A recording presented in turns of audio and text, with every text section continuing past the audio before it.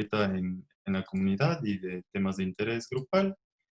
Em, el día de hoy nos acompañan Paulina León y María Fernanda Ugalde. Muchísimas gracias por aceptar estar en este experimento. Y la dinámica es que yo voy a realizar distintas preguntas que se involucran a ambas invitadas y para que un poco nos cuenten sobre específicamente los proyectos de diversos eh, facetas del género en Ecuador prehispánico, del proyecto Ir Tomando Cuerpo y la dupla.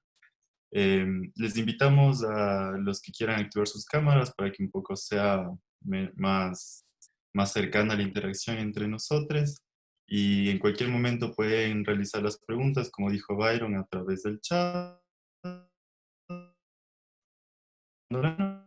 Entonces, comencemos. Em, Primero, quisiera que nos cuenten un poco rápidamente o resumiendo las personas que no saben mucho de los proyectos, que se desarrolló en diversos, en Ir Tomando Cuerpo y en la dupla. Si quieres, Paulina, comenzar. Hola, hola con todos, buenas tardes con todos. Un gusto estar acá. Gracias, Byron, gracias, David, por la invitación, por estos espacios para compartir a pesar de la distancia. Em, yo propongo que empiece María Fernanda porque Diversos, digamos, es el proyecto del cual nace Ir Tomando Cuerpo. Entonces, si María Fernanda nos cuenta cómo nace Diversos, ahí yo retomo porque va justamente ligado a lo que ella planteó en un principio, si les parece. Sí, perfecto. De acuerdo. Hola con todos, qué gusto. Gracias, David. Encantadísima. Gracias, Byron. Igual, súper contenta de compartir con ustedes y poderles contar un poquito. Bueno, voy a tratar de no ser muy larga porque se puede decir muchísimo de diversos, pero pues porque ha significado muchísimo en mi vida y en la vida de muchas personas, ¿no? Pero diversos, para resumir, yo soy arqueóloga y surge de un proyecto interdisciplinario que llevamos a cabo con mi amigo, colega Hugo Benavides, que está aquí también presente, acompañándonos desde Nueva York, saludando ahorita con su manito. Y es un proyecto de investigación en el que llevamos ya muchos años y que entre tanto ya dejó de ser un proyecto académico y es realmente pues una parte integral de nuestras vidas, súper importante. Y todo esto surge a partir de que yo como arqueóloga me di cuenta de las limitaciones de la arqueología, de las tipologías, de las clasificaciones, al momento de querer tratar con cuerpos representados en arcilla, que es a la final, cuando pensamos en nuestras figuras prehispánicas, ¿no es cierto? Las figuritas de todas las culturas que conocemos del colegio o de los museos, Valdivia, Tolita, Chorrera, etcétera, nos olvidamos frecuentemente que están representando cuerpos y están representando cuerpos sexuados, están representando cuerpos que tienen roles de género. Y cuando yo inicié mi trabajo con estas figuritas hace 15 años, lo hice desde una perspectiva pues muy positivista que había aprendido en Alemania, donde estudiaba y que muy rápido me di cuenta que no era suficiente. Entonces fui encontrando temas cuando estaba tratando de clasificar todo entre femenino, masculino, animal, persona, que en realidad es imposible trabajar de esa manera porque estas sociedades pretéritas no operaban de esa forma. Entonces, pues no quiero alargarme mucho, tengo algunas imágenes que les podría enseñar, no sé si ahora o después, pero básicamente lo que principalmente noté es que hacer esa clasificación de femenino y masculino en los personajes antropomorfos, en los que representaban personas, contenía unas limitantes en el sentido de que había muchas que sí parecían de acuerdo a sus atuendos, de acuerdo a algunos órganos que se pueden entender o que hoy entenderíamos, digamos así, como sexuales, ¿no es cierto?, dentro de un supuesto dimorfismo sexual. Si bien sí se podía clasificar, había muchas otras que no se podían clasificar en ese sistema binario, ¿no? Con el que yo empecé mi trabajo y rápidamente me di cuenta, no funciona, hay unas que están en la mitad o que tienen elementos de ambas, y entonces, ¿qué pasa con eso, no? Y a raíz de eso, en realidad, desde la arqueología fue entrando a estudios de género y a tratar de entender qué pasaba y a darme cuenta con el tiempo, y en esto, pues, gracias a todo este camino que hemos venido haciendo con Hugo también, de que simplemente no hay ningún motivo por el que tengamos que asumir que las sociedades pretéritas estaban guiadas por unos conceptos de binarismo en lo sexual, sino que lo más probable es que haya habido lo que se pueda considerar fluidez o roles cambiantes de género, diferentes identidades, etcétera. Y es desde ahí que estamos llevando a cabo pues este proyecto de vida que digo, que empezó llamándose etnoarqueología de las identidades sexuales en el Ecuador prehispánico y que luego que se convirtió en diversos y luego también con Pauli y todos ustedes y algunos de ustedes se convirtió en Ir Tomando Cuerpo. Muchas gracias, María Fernanda. ¿Quieres continuar, Paulina, hablándonos de los otros proyectos? Claro, claro. Claro, hace, ¿qué? En el 2018, justo María Fernanda y Hugo hicieron una invitación a varias personas un poco a revisar, a ver las imágenes que ellos habían, justamente estas imágenes raras, ¿no? Estas imágenes raras que no calzaban dentro de las tipografías previamente establecidas. Y empezamos a tener contacto con María Fernanda, a conversar, y en un punto María Fernanda me invitó como a hacer una respuesta desde las artes contemporáneas frente a ese archivo, ¿no? Frente a un archivo arqueológico. O sea, ¿qué pasa con un archivo arqueológico? Además, que lo hemos concebido, sí, como una cuestión muy, muy lejana, ¿no? O sea, es a mí, claro, volver a enfrentarme a las piezas, un rato me acordaba el malestar de ir al museo de la Casa de la Cultura en la escuela, ¿sabes? Que te llevaban así obligado a ver ese museo viejísimo, ¿no? El antiguo museo, a ver las 10.000 piezas y te daban 10.000 nombres, que la teoría que 2.000, que 5.000, que ni sé cuántos años, tal y tal y tal, y tú no sentías ninguna conexión con esas figuras, con esas culturas, con ese espacio, ¿no? Entonces era interesante como el reto, además que claro, era un reto súper interesante entendiéndolo sí, desde las concepciones del género y desde las concepciones y estudios queer, ¿no es cierto? De pensar, ok, ¿qué nos pueden decir esas figuras ahora, ¿no es cierto? Y cómo desde el arte contemporáneo podemos responder frente a esas figuras, ¿no? Cómo podemos conectar con ello. Entonces, claro, lo que yo le propuse a María Fernanda era hacer un laboratorio, me parecía como lo más enriquecedor, ¿no es cierto? Convocar a distintos artistas de la comunidad LGBTIQ+, para pensar juntos, ¿no? Entendiendo y pensar como un acto del cuerpo también. El cuerpo piensa, ¿sí?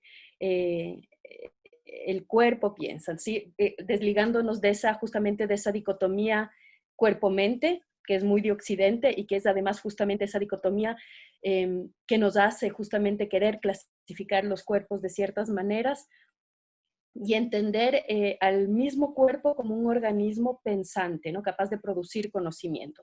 Entonces, en ese laboratorio, que fue realmente eso, un espacio de exploración, ¿no es cierto? Fue súper abierto. David fue parte del laboratorio, entre muchos otros. Estaba la Juana, estaban de Guayaquil el Mayro, Romero, el Jordi de los Milagros, estaban también la participación de los transmasculinos, ¿no? Con el Sebastián y el Derek, estuvo el Juan Fernando León, y de Cuenca el Pancho, el Francisco. Y entonces era reunirnos y compartir material, compartir pensamientos, poner en contacto los cuerpos para pensar desde ahí. Por un lado, creo yo que era interesante poder acercarnos desde una hipótesis súper subjetiva, ¿no es cierto? Súper subjetiva, pero a la vez como súper enraizada, que es la posibilidad de pensar una genealogía queer en nuestros territorios, ¿sí? Genealogía entendida en el sentido de que las piezas nos decían que estos cuerpos estuvieron aquí. Yo qué sé, los enchaquirados de ahora nos siguen diciendo que estos cuerpos estuvieron y han estado siempre aquí, ¿no es cierto? Y las mismas diversidades nos siguen diciendo que estos cuerpos diversos siguen estando aquí, ¿no?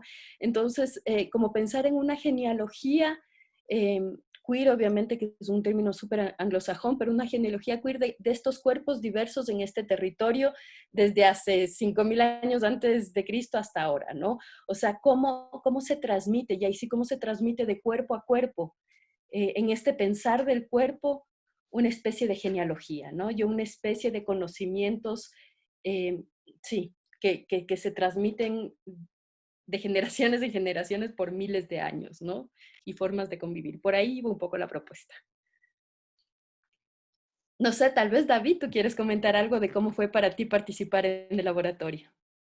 Eh, para, para mí, como nunca tuve un acercamiento a las figuras como tan cercanamente, aparte como de esta interacción que todos hemos tenido como en el colegio, como mencionaba Paulina, y para mí sí fue como un poco como me abrió la mente, ¿no? Como nunca lo había pensado en un aspecto de investigación de género, las figuras, y realmente como me llenó plásticamente, históricamente, todo el trabajo de diversos, como hasta ahora sigue siendo referencias para mis procesos artísticos y siempre lo retomo y lo retomo porque me parece una investigación espectacular. Y el taller fue bastante enriquecedor, me gustó que pudimos hacer, pudimos ir a la exposición, María Fernanda nos pudo contar de la investigación, Paulina nos guió bastante sobre nuestras formas plásticas y fue bastante nuevo para mí porque no había tocado tanto el tema, pero bastante enriquecedor, principalmente por toda esta nueva perspectiva que me brindó el taller y la exposición, algo que no lo había tenido como en cuenta eh, tanto. Entonces para mí sí fue como bastante cambiante en la manera en que percibía el arte precolombino y también cómo percibía como nuestras culturas precolonia, ¿no? Les quisiera preguntar que, cómo surgió el interés por estos temas, ¿no? ¿Hubo alguna experiencia, un incentivo, referencias que se hayan guiado? Bueno, yo ahí comenzaría retomando con lo que dijeron Pauli y David, en el sentido que creo que les pasa mucho de esta lejanía con el material arqueológico, ¿no es cierto? No me pasa a mí, obviamente, como arqueóloga, pero que hay como este puente de cruz. Tiene que ver con la falta de fascinación, porque hay mucha gente que le fascina la arqueología, sino más bien por la forma tan anacrónica y turra con la que ha sido abordado historiográficamente, ¿no es cierto?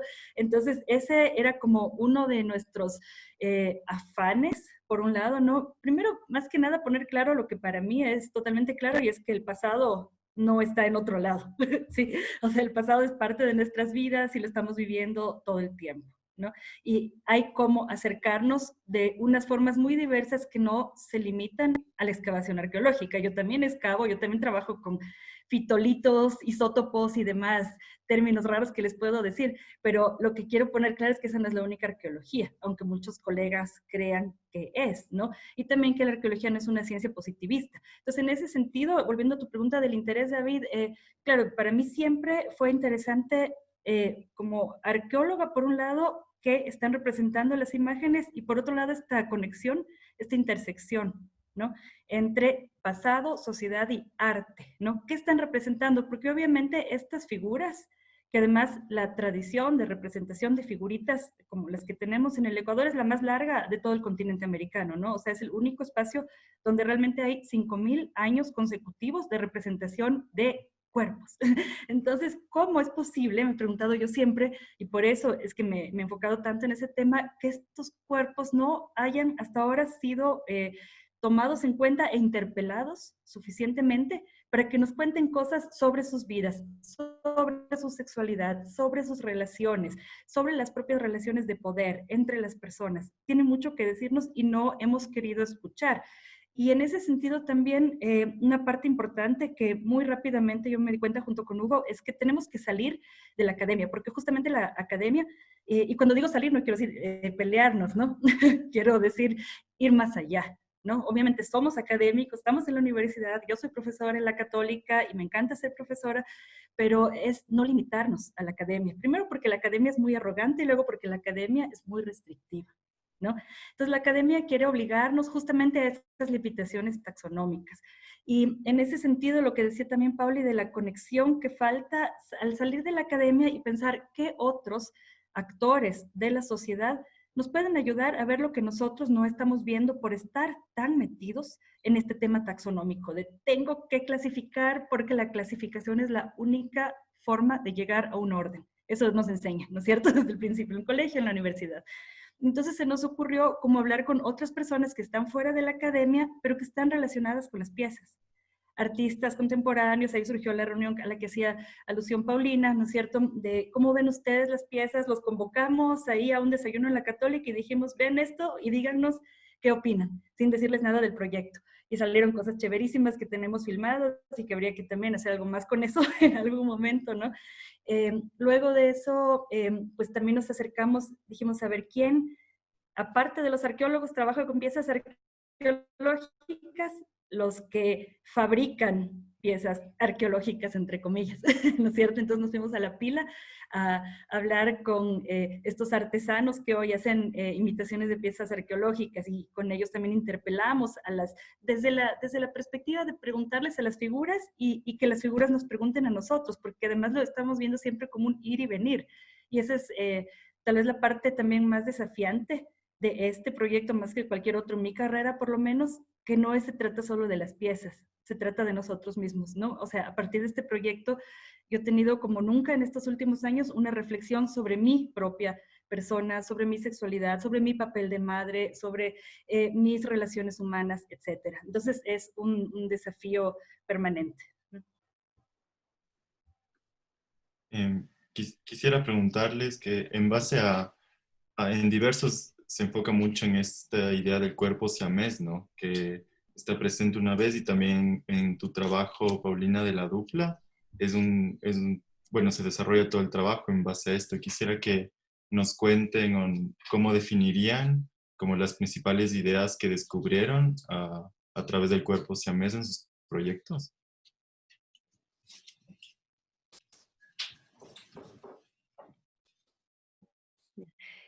Bueno, yo el tema del cuerpo siamés, esa es mi obsesión. O sea, ese yo lo trabajo desde el 2005 empezó el trabajo, realmente el 2004 empezó como el primer ejercicio y desde el 2005 se crea el personaje. Tenemos, para quienes no conocen, un personaje junto con María Dolores Ortiz, que es la actriz de Un cuerpo siamés, que lo venimos performando eso hace 15 años, ¿no? Entonces es un proyecto que nos lo hemos planteado de por vida, es decir, el personaje va viviendo con nosotras, ¿no es cierto? O sea, va envejeciendo con nosotras, el personaje tiene su pasado, el personaje se embarazó cuando me embaracé, o sea, es un personaje que lleva una vida paralela a nuestras vidas, ¿no? Y claro, y ha sido un personaje que justamente a mí me ha llevado un poco en relación a lo que decía María Fernanda, a cuestionarme justamente mi propia identidad, ¿no? Mi propia identidad y mi propia y todas estas concepciones nuevamente del individuo, ¿no es cierto? El individuo canónico, es decir, este individuo que se ha establecido como un canon en la cultura occidental desde hace siglos, como eso se ha vuelto, ese canon y esta repetición del canon se ha vuelto la norma, ¿no es cierto? Ha establecido una norma y todo cuerpo que sale de la norma resulta ser un cuerpo monstruoso, ¿no? Entonces ahí no entran solo los cuerpos siameses, entran todos los cuerpos que vendrían a ser ahora de la diversidad funcional y también entran todos los cuerpos de las diversidades sexuales, ¿no? O sea, en un punto todos estos cuerpos eran también monstruosos, eran también patologizados, ¿no es cierto? La homosexualidad era una enfermedad, así como el ser siamés era, claro, un caso de estudio médico totalmente, porque la visión del cuerpo estaba absorbida y sigue estando en gran parte por la medicina, ¿no es cierto? Por la medicina, la concepción del cuerpo desde la medicina del cuerpo sano, entre comillas, desde la medicina, y obviamente la medicina en lazo con todas las concepciones legales, jurídicas del derecho, ¿no es cierto? Entonces, el cuerpo siamés es capaz de poner en jaque estas nociones, ¿sí? desde cuestiones súper, no sé, los típicos casos que estudia Foucault en su libro de los anormales, ¿no es cierto? ¿Qué pasa si un siamés comete un crimen y el otro no? ¿No es cierto? Entonces, ¿pueden ir los dos a la cárcel? Sería injusto. ¿Pueden no ir a la cárcel? Sería injusto, ¿no es cierto? O sea, justamente el cuerpo siamés empieza a poner en jaque todo un sistema que se ha creado, ¿no es cierto? Un sistema legal, un sistema médico, un sistema o sea, teniendo al ser humano canónico como el centro de todo, y empieza a poner en jaque todo esto, ¿no? Y eso a mí me interesa muchísimo en la práctica artística, o sea, cómo la práctica artística puede, ahora con términos más actuales, justamente hackear estos cánones y estos sistemas para infiltrarse ahí donde parece que hay pared, pero no, hay fisura, ¿no es cierto? Y en esa fisura infiltrar y en esa fisura empezar a decir las cosas pueden ser de otra manera. Entonces, este interés por los cuerpos, yo lo llevo hace mucho tiempo, por los cuerpos otros, por estas otredades construidas. Y claro, ahí hubo, justamente en el 2017, yo hice el libro Este cuerpo siamés, no les puedo mostrar si no lo han visto, y ahí yo tenía mucho la curiosidad de las Valdivias bicéfalas. O sea, en las colecciones uno encuentra estas Valdivias de dos cabezas, ¿no?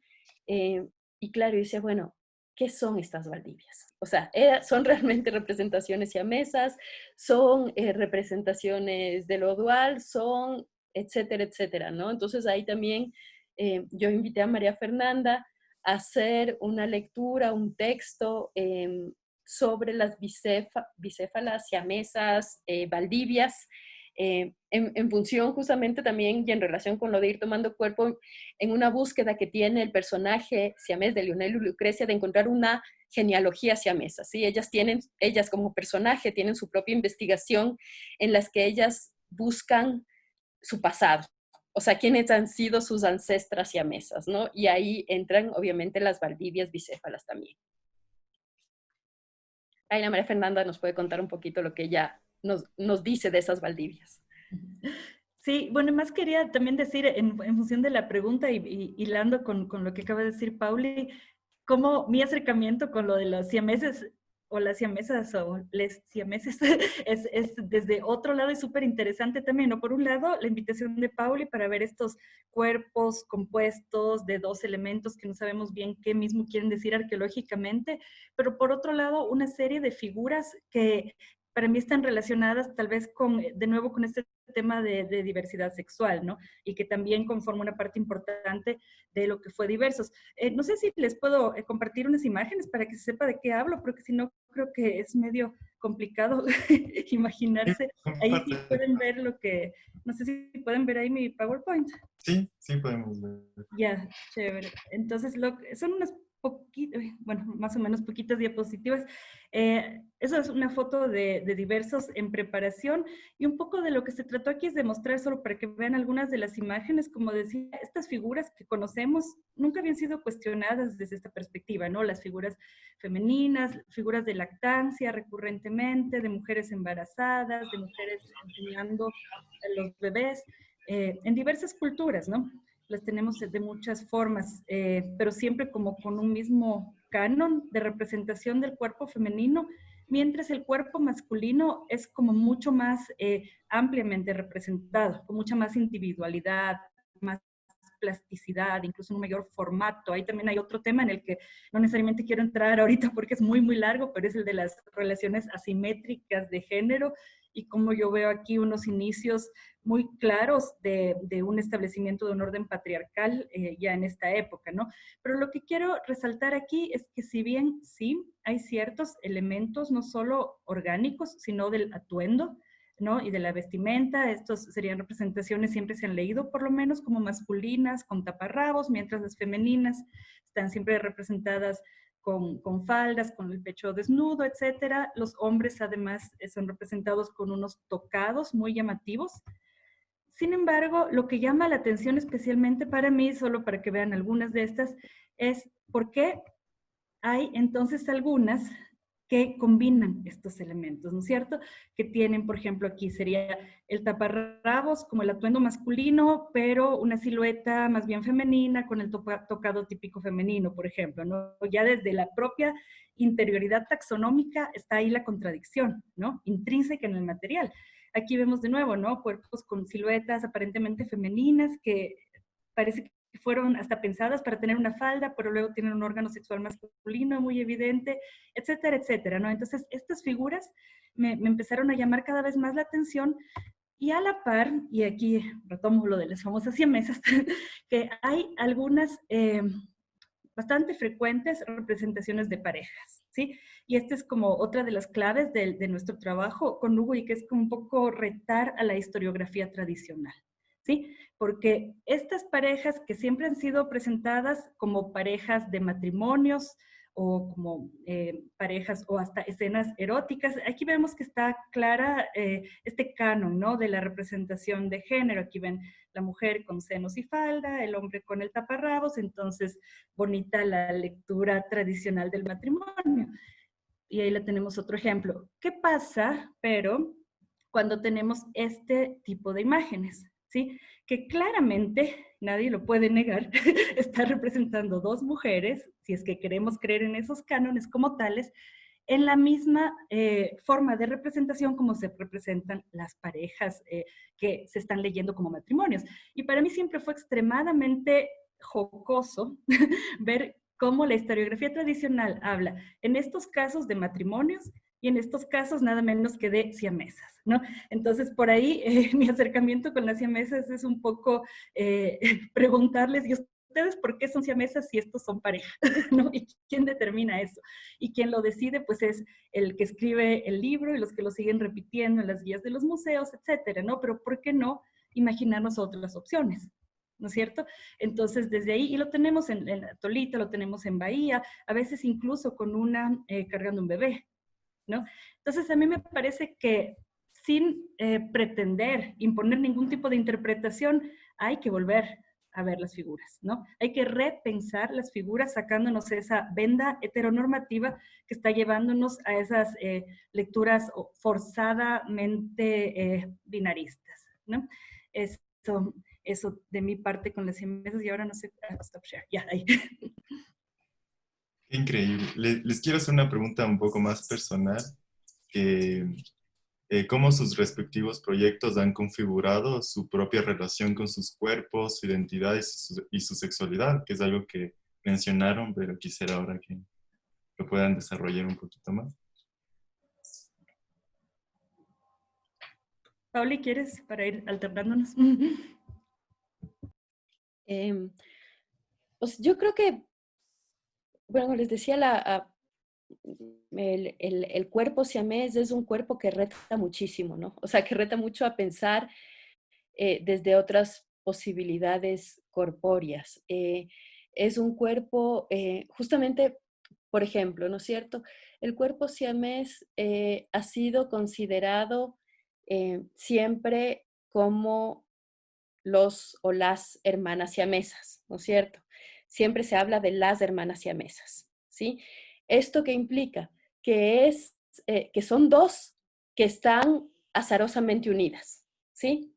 Dos hermanas siamesas que por cuestiones de la vida y la malformación, nuevamente, como hablábamos de lo patológico, nacen, nuevamente ese término, pegadas, ¿no es cierto? Pegadas, unidas, y entonces siempre estamos reforzando una vez más ese canon de la persona individual, ¿no es cierto? Lo normal es lo individual y estas salieron pegadas. Con María Dolores, que veo que ya se conectó, que es mi hermana siamesa, y me encantaría que ella también comente, en un momento nos pensamos o empezamos a pensar, ¿qué pasa si es que no son dos? O sea, si es que no damos por hecho de que son unas hermanas siamesas, ¿no? Que es como de donde partimos. Y si es que más bien cambiamos y en vez de ser dos hermanas pegadas, somos un cuerpo bifurcado, ¿sí? Es decir, un solo cuerpo, una unidad con una mayor extensión de extremidades, ¿sí?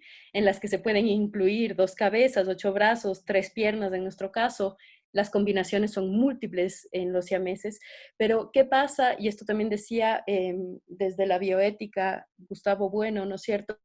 ¿Qué pasa si es que empezamos a entender a los siameses como unos organismos continuos, como unos organismos simbióticos, no necesariamente como dos juntos, sino como otro tipo de organismo continuo, ¿sí? Entonces, simplemente el cambiar esa perspectiva te cambia el mundo, digamos, te cambia su mundo, ¿no? Y al momento de cambiar, el mundo cambia todo, ¿sí? Entonces, ¿qué pasa si es que soy, o sea, ahí entramos incluso en la misma trampa del lenguaje, ¿no es cierto? Porque ya no tenemos ni siquiera palabras para nombrarnos. O sea, ya no sabes si hablar en plural o en singular, ya no sabes si decir nosotras o yo, porque son nuevamente las trampas del individuo. El yo es yo y el nosotras es varios unidos, ¿no es cierto? Entonces, caes hasta en las mismas trampas del lenguaje para poder nombrarte y para poder decirte, ¿no es cierto? Entonces, claro, ahí vuelves también a estas nociones que tiene mucho Foucault, entre otros, que es la indecibilidad del monstruo, ¿no es cierto? El monstruo resulta tan monstruoso que no sabes cómo nombrarlo.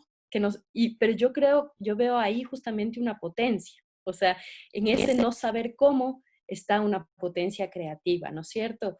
Y ahí está el reto constante de este performance que ha derivado en muchas cosas, ¿no? Videos, objetos, escenas, vestuarios, historias y demás. No sé si la Dolo también quiere comentar algo, está por ahí. Sí. Sí, por aquí me asomo. Buenas, perdonen, Buenas. otra reunión tardó.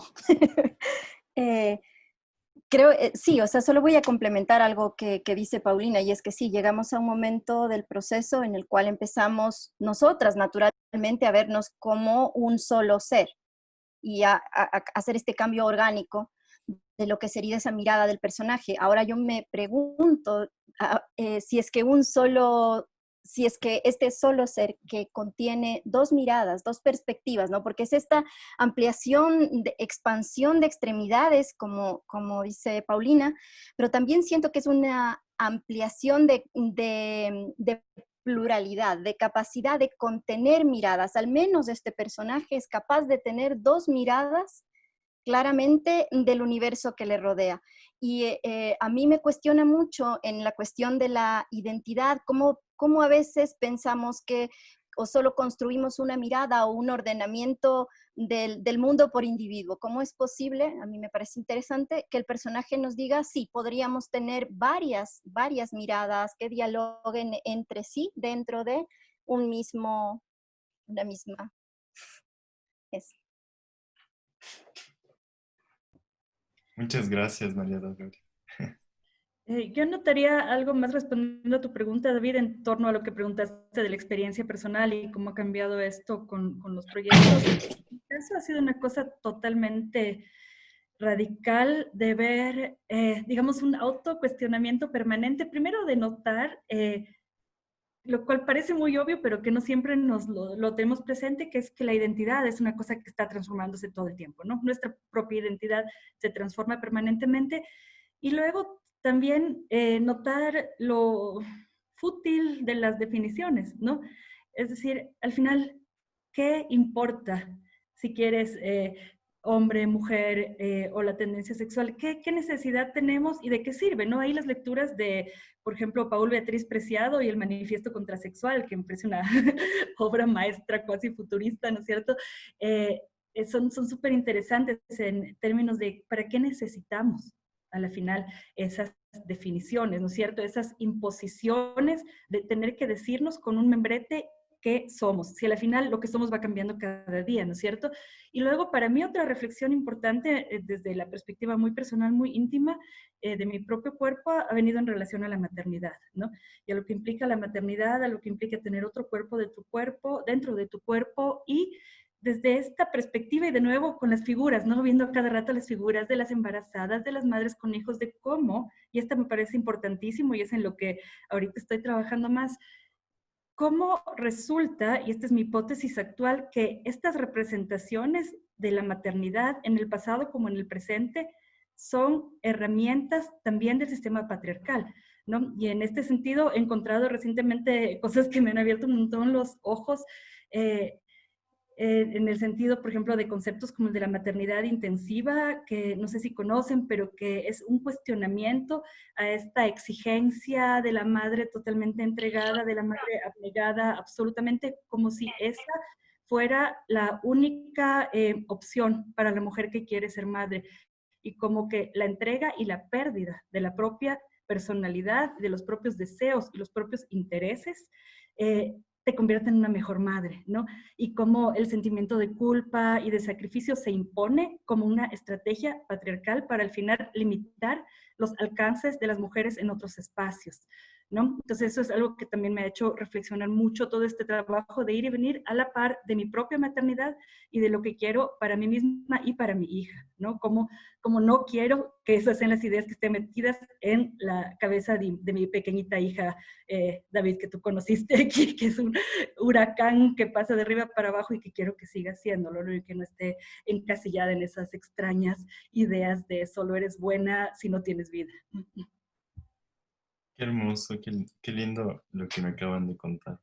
Quiero saber como un poco más sobre su experiencia en estos proyectos. Quisiera preguntarles cuánto tiempo ha durado los proyectos y cuáles son algunas de las experiencias más enriquecedoras que han encontrado a través de todo este proceso de investigación y de desarrollo de la obra.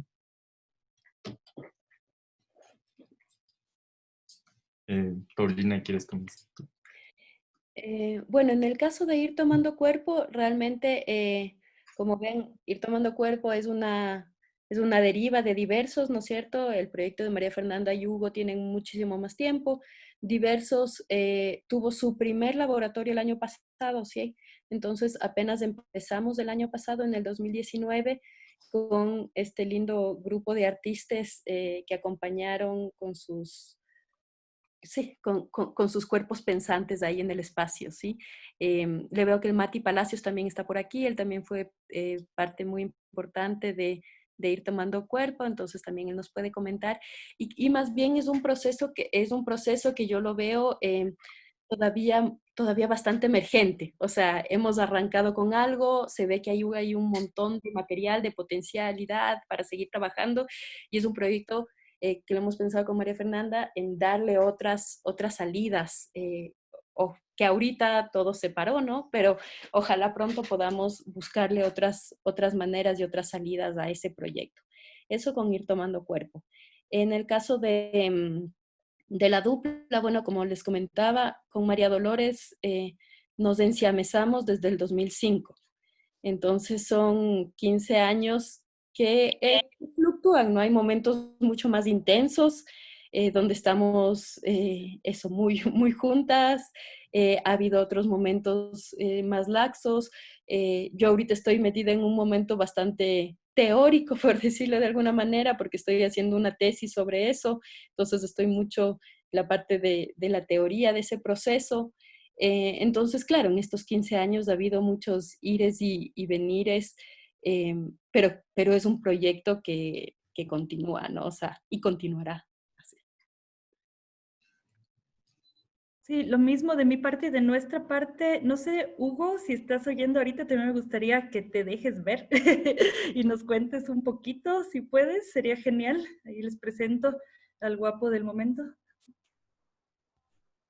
Hola, bienvenido. Entonces, Hugo, no, yo diría, porque simplemente todo está unido y empieza con los enchaquirados, pues me gustaría que tú cuentes un poquito como esta trayectoria, si quieres. Estás sin volumen, pero... Por eso es que somos la dupla perfecta. ¿Cómo se llama? No, es decir, más que contar un poco los enchaquirados, creo que quiero reaccionar a muchas de las preguntas y de lo que están hablando. Es decir, me hizo pensar mucho el trabajo que he venido haciendo y que hemos venido haciendo con María Fernanda. Es decir, creo que me ha dado mucha autoestima. Es decir, es algo que realmente, yo diría como buen homosexual y como buen ecuatoriano tengo muy poca. Y realmente también sufro lo mismo que dice Paulina, es decir, para mí era sumamente raro ir a los museos y verme invisibilizado, ¿no? Es decir, no existir. Y aún más como arqueólogo o historiador, era más complejo, es decir, y se volvió como un proyecto académico, es decir, cómo es que la historia de mi nación me borra, ¿no? De su canon, ¿no? De su historia. Entonces, y esa era la pregunta inicial, es decir, realmente era una pregunta, es decir, ¿cómo es que no existo? ¿No? Y de allí, sin querer, se volvió este proceso de vida. Y es interesante con este último proyecto de Diversos, a cual le debo muchísimo a María Fernanda. Fue increíble, es decir, inclusive era, es decir, entrar al museo era como sentirnos como pop star o algo así, ¿no?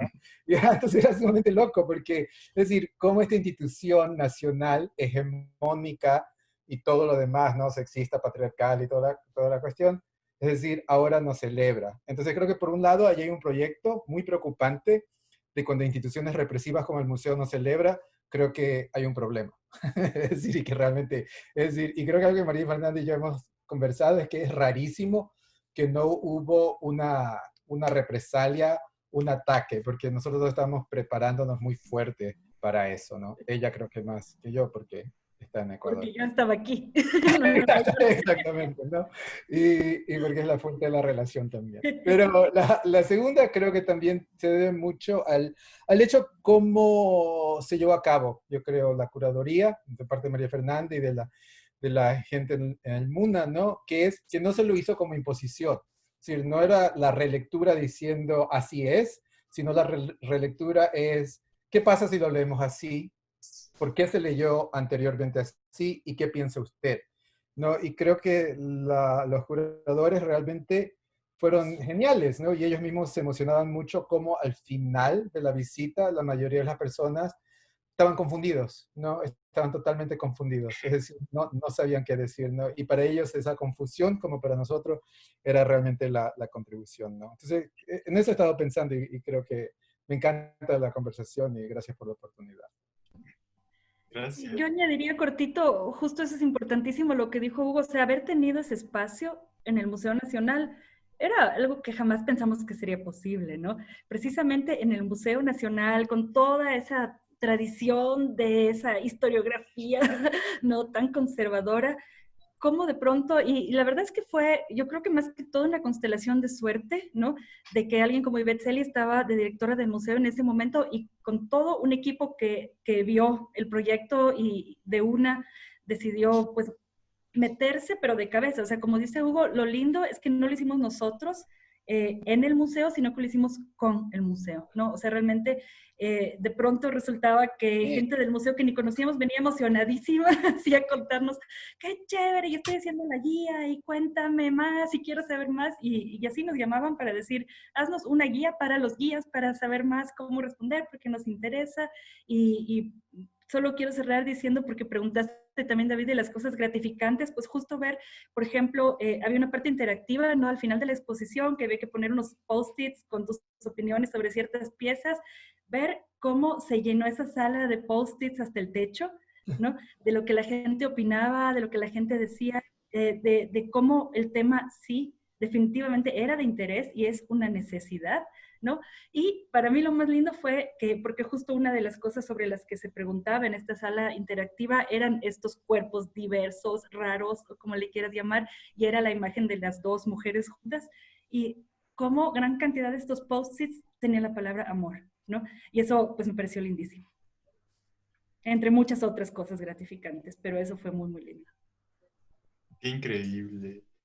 Bueno, ahora les quiero preguntar a los cuatro, ya que el diálogo se amplió y me encanta, es que nos cuenten un poco sobre sus experiencias con el público, como un poco ya mencionaste, María Fernanda, pero quisiera como saber más de estas reacciones. Igual vi varios videos de la dupla que se desarrollaban en espacio público, en distintas ciudades. Entonces quisiera saber cómo fue la acogida, ¿no? ¿Cómo fue la reacción de este público ecuatoriano?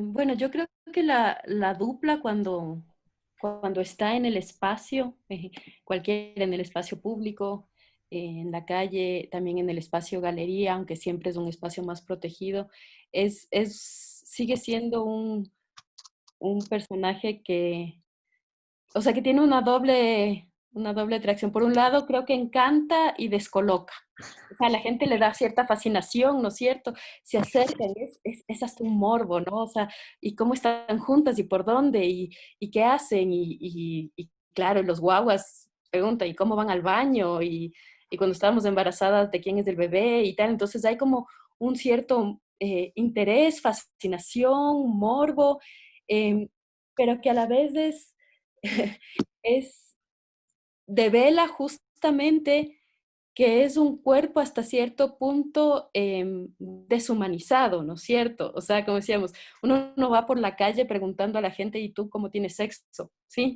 Pero en el caso de un cuerpo así, sí te preguntan, ¿no? Entonces, claro, esa cuestión entre atracción y repulsión,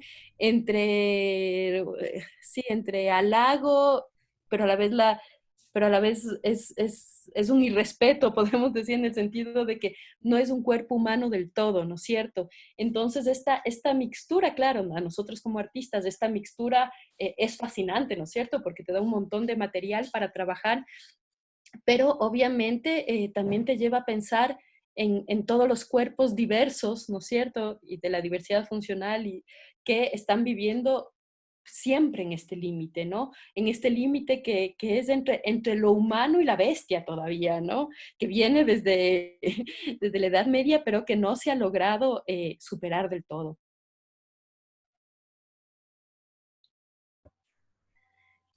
Sobre diversos y en cuanto a las reacciones, David, y voy a contestar haciendo alusión a un comentario que veo ahorita que dice, creo que eso dañó la exposición, creo que se refiere a lo de los post-its que mencioné antes.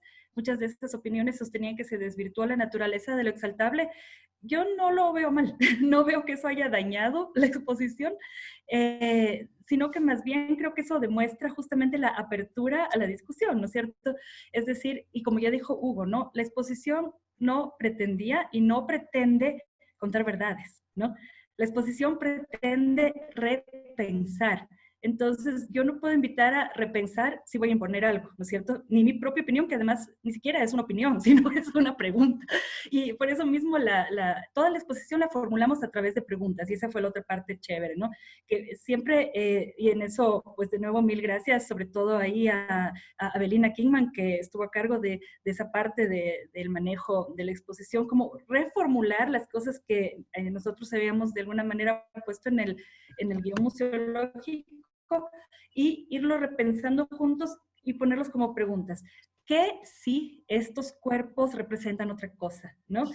¿Qué si no era binario el pasado prehispánico? Etcétera, etcétera. Entonces, obviamente, si formulas preguntas, vas a recibir diferentes respuestas y eso más bien a mí me parece que enriqueció muchísimo pues, la propuesta, ¿no?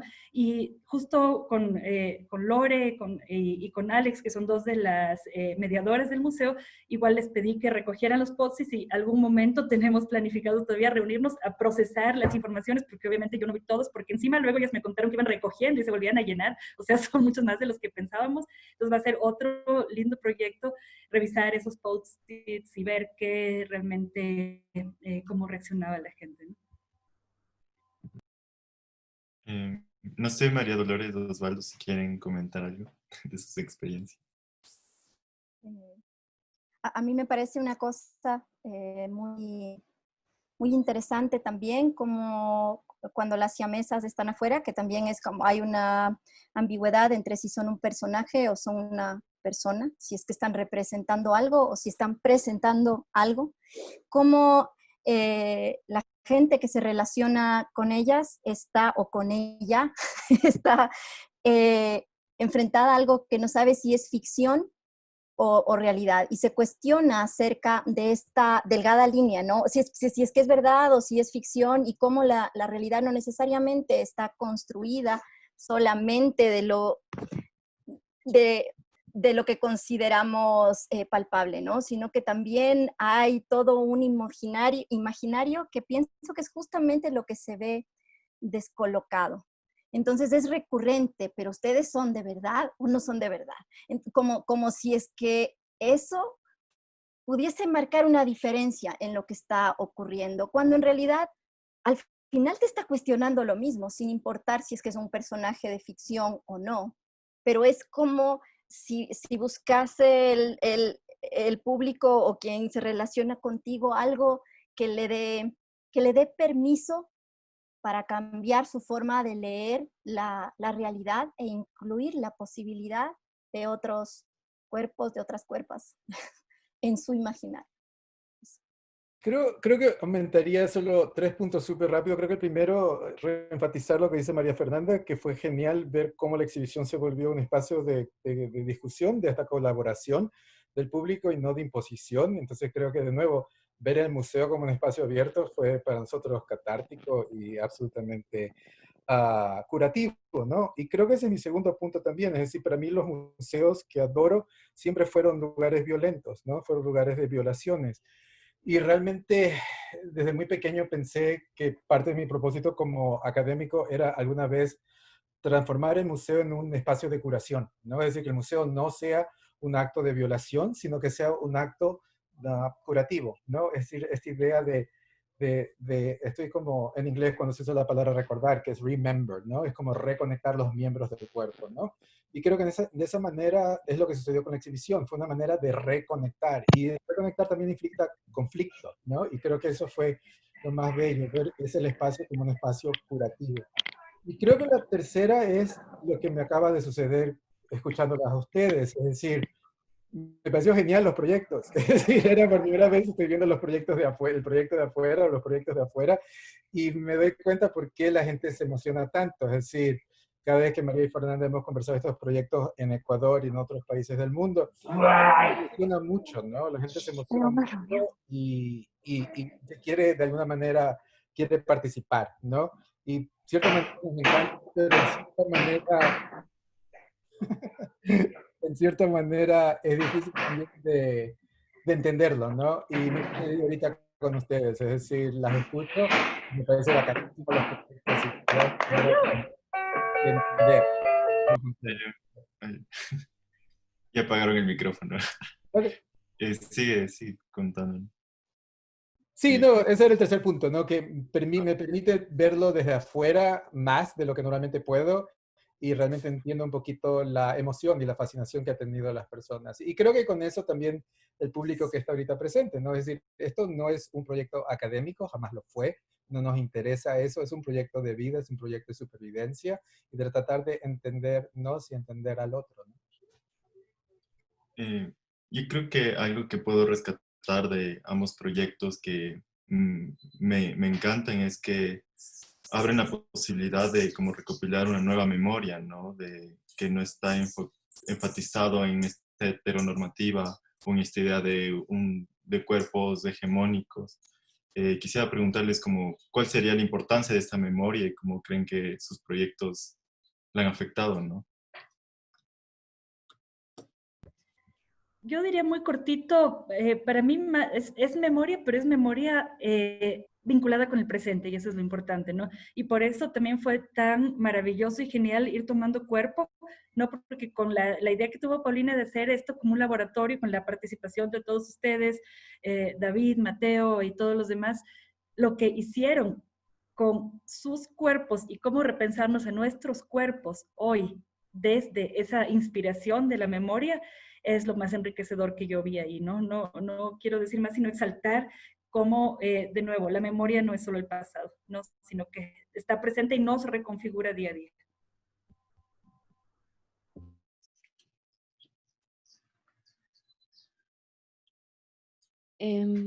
Sí, yo creo que en relación con lo que dice María Fernanda, ¿no? O sea, no podemos no podemos no ver que la concepción de los cuerpos ahora son el resultado de una memoria histórica, digamos, ¿no?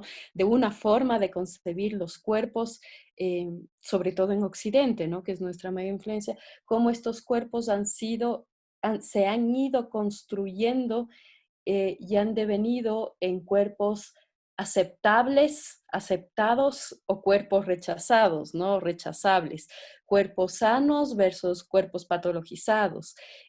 Cuerpos dignos de ser expuestos, ¿no? En el museo, como decía Hugo, versus otros cuerpos que solo han sido escondidos, ¿sí? Entonces, yo creo que el ser ahora es el resultado justamente de toda esta larga historia de construcción de los cuerpos que muchas veces simplemente la asumimos porque así es, ¿no es cierto? Y un poco así la asume la sociedad. Y yo creo que nuestro rol, sí, desde el arte, desde la academia, desde distintos espacios, es justamente develar esa memoria, develar esas construcciones, para develar que son construcciones, ¿no es cierto?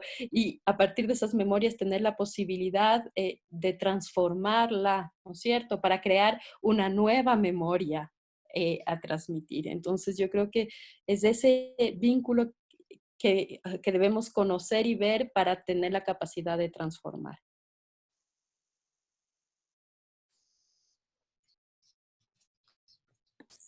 Muchas gracias. Les incito al público a que si quieren realizar alguna pregunta, lo pueden hacer en cualquier momento. Y tengo mucha curiosidad en lo que estén trabajando actualmente, si es que nos quieren contar un poquito. María Fernanda ya nos contó, pero si quieren desarrollar más, me quedé intrigado.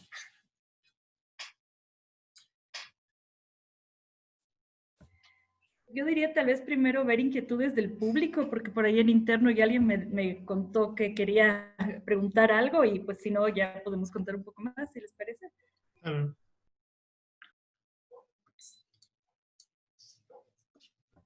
Ya sea cholo.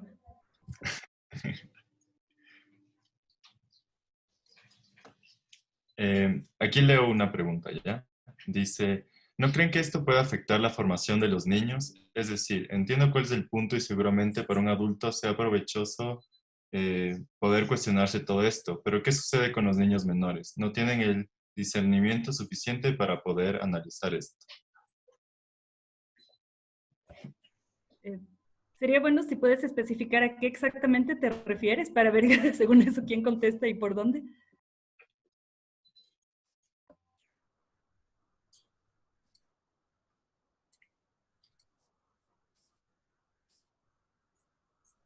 Con lo del museo.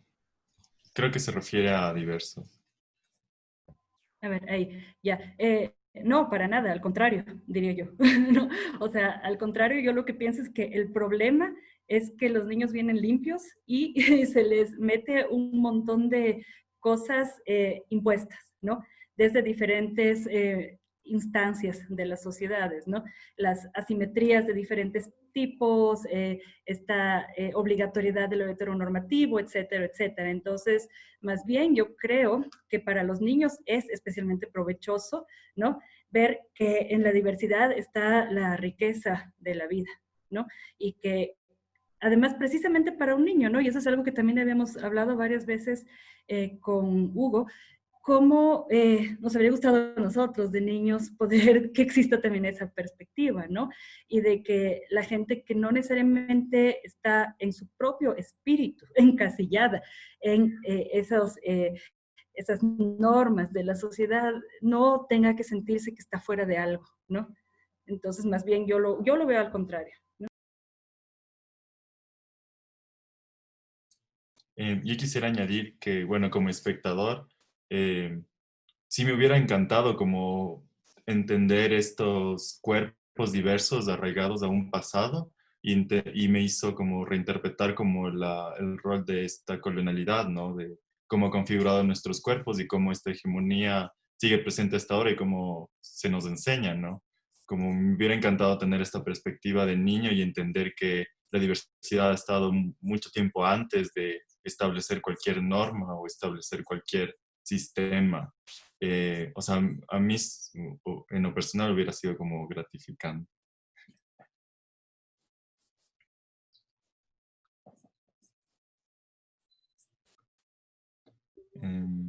No sé si alguien más quiere preguntar algo.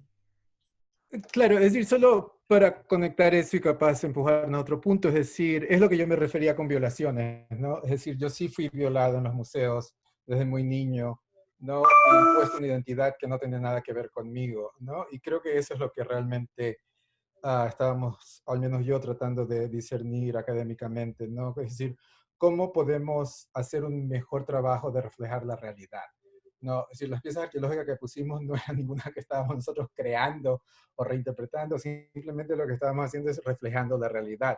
Y eso creo que es la violación, ¿no? Que los niños, y especialmente yo diría en muchos lugares, um, no tienen acceso a esa realidad. Entonces, más bien tienen una construcción, ¿no? Binaria, heteronormativa, represiva, homofóbica, sexista, es decir, seguimos y seguimos, y queremos defender eso, como que si eso fuera la realidad. Y no, eso es una construcción, eso es una imposición. Y simplemente lo que estamos o intentamos hacer, y creo que salió muy positivamente, es sencillamente conversemos sobre eso, ¿no? Es decir, realmente reflejemos la realidad y tengamos una conversación, una colaboración sobre eso. Y creo que eso también fue importante para nosotros. Desde el inicio era que el museo tenía que estar abierto a los niños. Es decir, tenía que ser una colección familiar, ¿no? Porque no es que estábamos imponiendo algo tergiversado o una interpretación muy específica, sino al contrario, tratar de reflejar la realidad de nuestro pasado, ¿no? Y creo que eso es lo que estaba también pensando un poco cuando estaban hablando de las memorias, ¿no? Es decir, en el sentido que totalmente de acuerdo con lo que acaban de decir, es decir, las memorias son vivientes, las memorias son construidas y se van transformando, y eso creo que es la idea, es decir, y lo estaba tratando de conectar con este momento global de pandemia, ¿no? Es decir, ya hemos cambiado, es decir, todo el mundo es totalmente distinto a lo que fuimos hace 2 meses. Y creo que el trabajo va a ser tratar de rescatar o redescubrir estas memorias. Y creo que es el mismo proyecto de vida, ¿no? Las memorias no están muertas, sino que las cargamos con nosotros, ¿no? Entonces, ¿cómo hacemos nuevos proyectos de vida que tratan de alcanzarnos? Es decir, porque siempre es como que andamos mucho más adelantados de donde estamos, ¿no? Entonces, esta es la idea, es decir, cómo nos alcanzamos a nosotros mismos. Y digo nosotros mismos porque creo que es muy importante enfatizar que el otro somos nosotros, ¿no? Es decir, todo el mundo es el otro y creo que eso es también sumamente importante.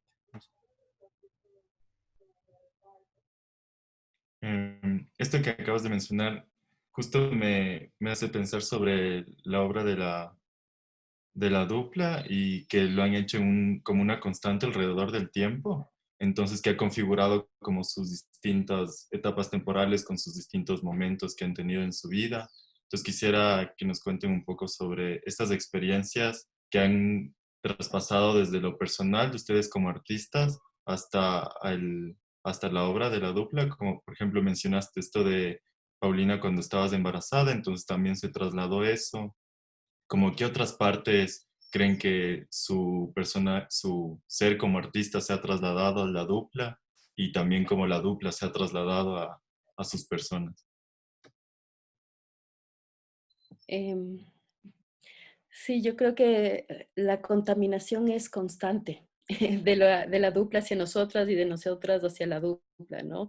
Em, es interesante ver cómo la dupla nos ha contaminado a nosotras. Por ejemplo, cuando nosotras trabajamos mucho tiempo, o sea, intensamente estamos ensiamesadas y después de unos días nos volvemos a ver, cada una como Dolores y Paulina, es raro si nos colocamos del lado distinto. Sí, sí. La Dolo siempre está a mi lado derecho, sí. Y si estamos así sentadas en el lado distinto, las dos nos quedamos viendo así como, qué raro, estamos con el lado cambiado, ¿no? O sea, es como desde esas pequeñas cosas, ¿no es cierto? De, de los o sea, de cómo los cuerpos se acostumbran a estar con los otros cuerpos de alguna manera, ¿no? Y cómo esa presencia, la otra presencia se vuelve parte de tu cuerpo mismo, ¿no? Les cuento que ahora somos vecinas, o sea, la siamitud creció a tal medida de que ahora no podemos vivir sino al lado. Entonces, no, así, anécdotas hay varias. Pero por otro lado, yo quisiera ligar un poco esta cuestión con lo que decía Hugo, de que el otro somos nosotros, cuidar del otro es cuidar de uno, porque yo creo que una de las principales teorías, por decirlo de alguna manera, pero más que una teoría, una práctica de la dupla es reconocernos en interdependencia, ¿sí? Reconocer que somos interdependientes, reconocer que la una es con la otra y la otra es con la una, y que solo somos, ¿sí? Entonces, en estos tiempos de vulnerabilidad, ¿no? En que nos hemos visto vulnerables todos, ¿no es cierto? Obviamente unos más que otros, porque todo se entrecruza con muchas cosas, no es transversal a toda una serie de opresiones que puede haber en las personas, pero esta vulnerabilidad nos vuelve a restregar en la cara la interdependencia, ¿sí? Somos interdependientes. Si tú te enfermas, yo me enfermo, ¿sí? Entonces, a mí me parece súper rico la dupla como una especie de metáfora de esta posibilidad de comunidad, ¿no? De una comunidad cercana, una comunidad interdependiente, un organismo continuo del uno al otro, de la otra a la una. Y para mí es importante pensar a la dupla en esa posibilidad ahora en esta pandemia. Buenas tardes, no sé si puedo hacer uso de la palabra, le había levantado la mano. Claro, por supuesto, sí. Bueno, muchas gracias. Primero agradecer a María Fernanda la invitación, soy Wilmer González, más conocido como Gerald, un saludo desde Cuenca. Bueno, a mí me ha venido sobre todo porque estoy haciendo una tesis para mi grado de licenciatura en Género y Desarrollo en relación a estos temas, una memórica.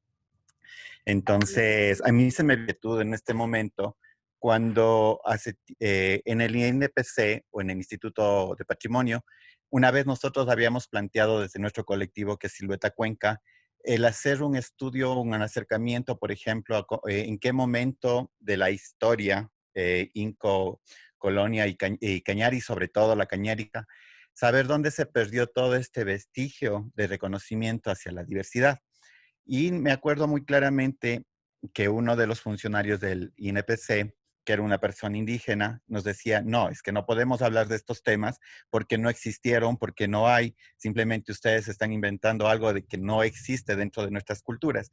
Y a posterior, cuando me tocó dar una clase en una extensión de la Simón Bolívar a un grupo de estudiantes que eran asimismo indígenas, y ellos manifestaban que esto todavía en el pensamiento de ellos se sigue hablando de una perversión. Entonces, ¿cómo hablar con ellos cuando vemos que en los propios vestigios arqueológicos vamos encontrando realidades sobre diversidad sexual y algo que ellos muchas de las veces van invisibilizando?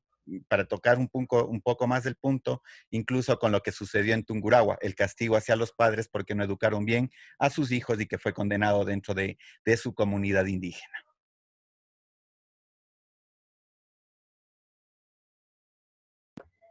Bueno, y yo brevemente diría por dónde comenzaste, ¿no? ¿Cómo se perdió? Yo diría no se perdió, ¿no?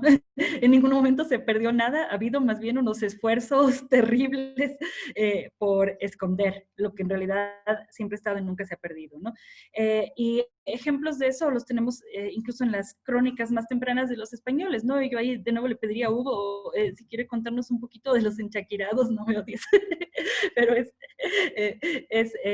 como un poco ese link, ¿no? De la parte iconográfica con lo que vieron los propios españoles y lo escribieron, ¿no? Para mostrar cómo no se perdió y cómo sigue presente en muchas comunidades. Creo que un gran problema es esa esencialización de lo indígena, ¿no? Si algún indígena dice, para mí esto no está bien o no existe o no fue, no es que eso es así para todos los indígenas, ¿no? Y asimismo tampoco se puede esencializar el pasado y creo que esa es una de las cosas que hay que siempre recordar.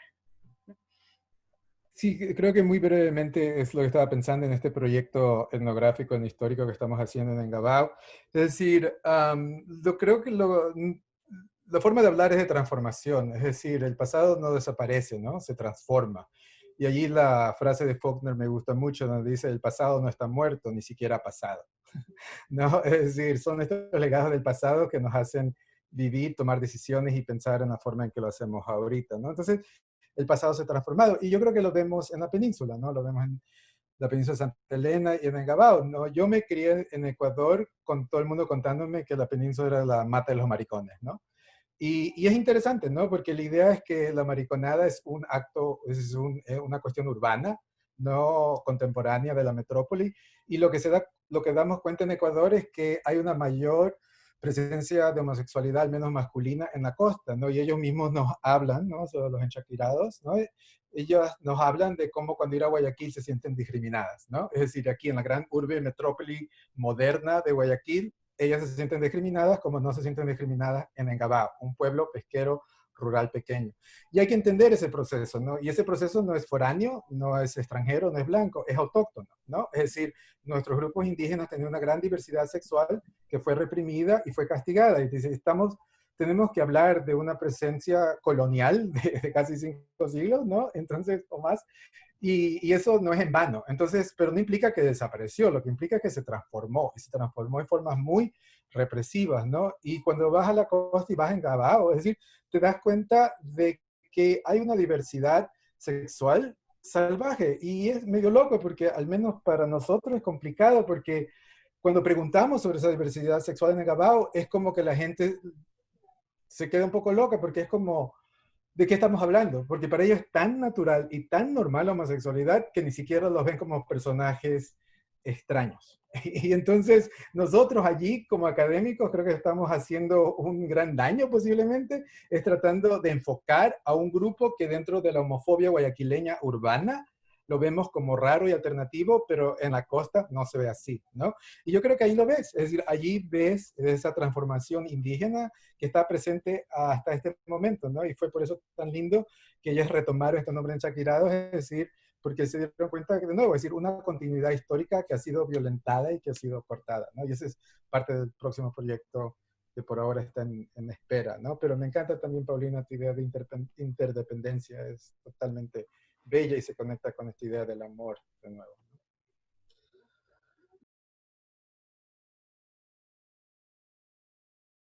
Apareció otra pregunta aquí que dice, tal vez hicieron comentarios de niños con las figuras de la dupla.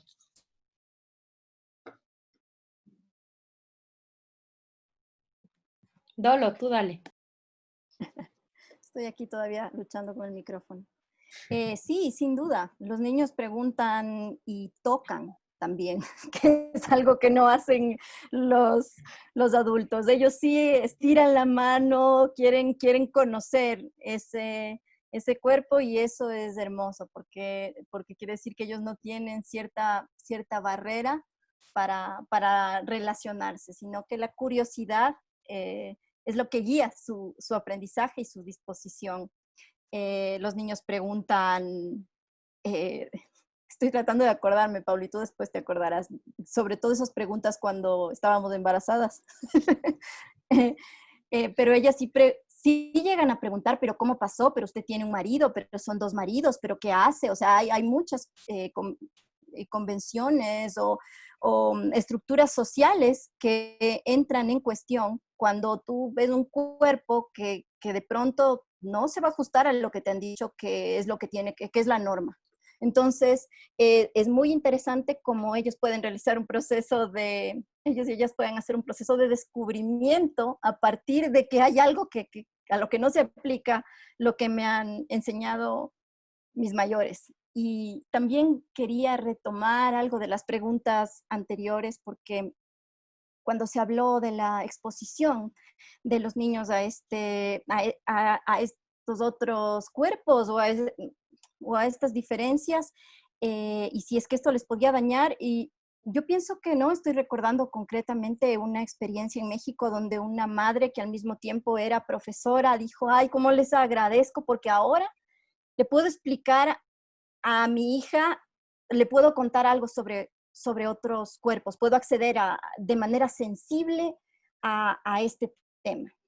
Y la niña no estaba viviéndolo de una manera muy natural, y más bien luego la madre, cuando entramos a la siguiente parte de nuestra exposición, donde mostrábamos una película y donde nosotras develábamos que éramos bueno, no llegábamos a develarlo, pero se volvía obvio que éramos una ficción, como en cambio la madre se sintió súper conflictuada a nivel ético por haber tal vez mentido a su hija, o no sé, o por haber quedado porque se develó su ingenuidad de alguna manera delante de ella. Entonces yo me pregunto en este caso, ¿cuál es la escala de como de valores que manejan las personas en el momento de realizar un acto de transmisión, que sería la educación, ¿no? Porque no me referiría propiamente al acto de aprendizaje, que es lo que considero yo que es más interesante, ¿no? Y por otro lado, qué fundamental que siento que es estar expuestos a otros cuerpos, expuestas a otros cuerpos para poder repensar. Si es desde niños es muchísimo más fácil. Si es que tienes la oportunidad de crear un personaje, como es el caso de Paulina y mío, desde la vivencia, este proceso de 15 años viviendo en otro cuerpo nos ha permitido también profundizar en todo lo que puede significar y nos ha acercado a comprensiones que son mucho más humanas y que se quedan registradas, ¿no? Grabadas en los cuerpos. Eso.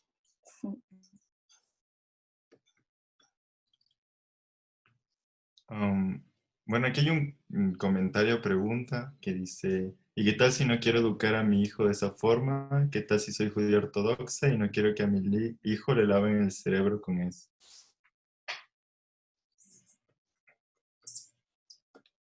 Yo creo, perdón, solo voy a decir una cosa pequeñita.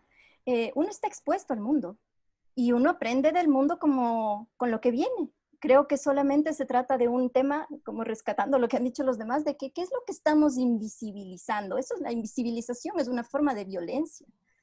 Entonces, si es que solamente está visible, tú vas a absorber de acuerdo a tu capacidad, de acuerdo a tu criterio, de acuerdo a tu sensibilidad, lo que tienes que absorber. La diferencia no me parece algo violento. Sí, de acuerdo, y no solo añadir, creo que más bien aquí se trata de pensar en esas personas que de pronto se han sentido siempre fuera de algo y que esos jóvenes que han sentido hasta el deseo de suicidarse por sentir que no son parte de algo y que quién tiene el derecho a eso, ¿no? Hacerles sentir que no son parte, hacerles sentir que no son normales. Más bien, yo creo que va por ahí, ¿no?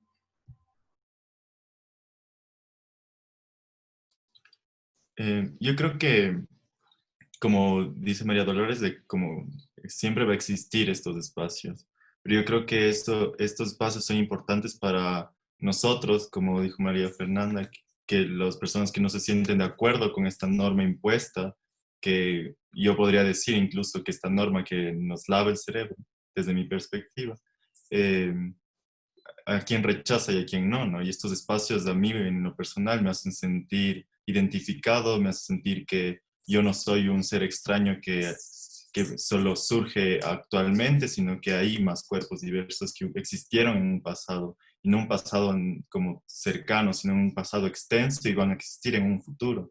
Y también nos ayuda a imaginar y a sentirnos libres sobre nuestros propios cuerpos.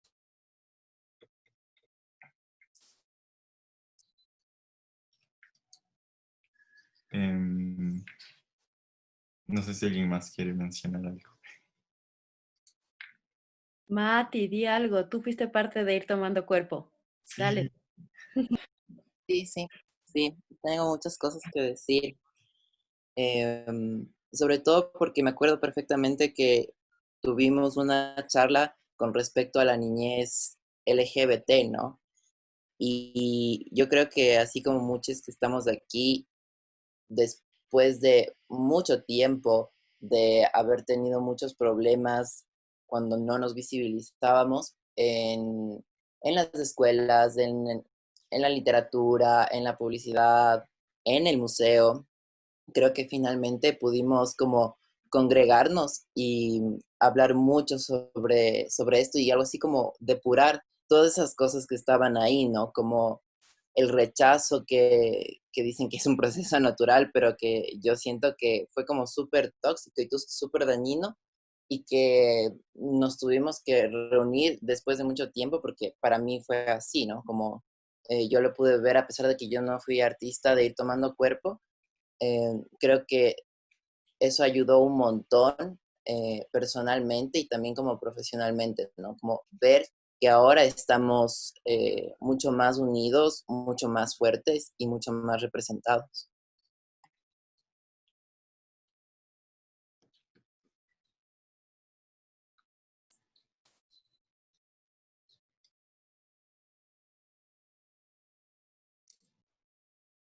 Em, Quisiera como hablar un poco de los espacios y también las investigaciones, como para hablar de este tema, como cuál creen que es la importancia de esto, porque para ciertas personas parecen como imposiciones, pero nos pueden contar como de las alternativas que han encontrado al explorar estos proyectos y estas investigaciones y poder exhibirlos en distintos espacios.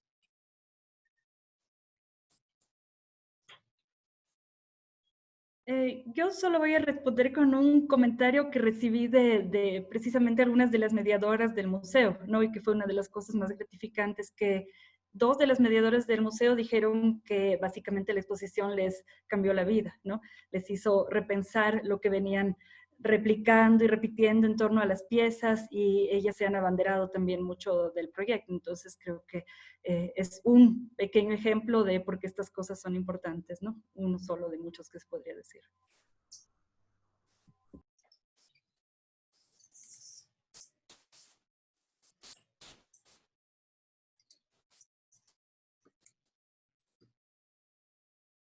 Em, Sí, a mí me ha parecido súper interesante ahorita que estoy, como les comentaba, en esta parte de investigación teórica principalmente sobre los cuerpos monstruosos, ¿no? Em, este término que lo mencionaban en el chat de antinatural, ¿no?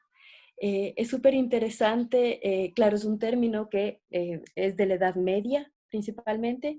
En la Edad Media empiezan a utilizar este término de lo antinatural justamente eh, para designar a todo aquello que no tenía explicación desde las concepciones religiosas, ¿sí?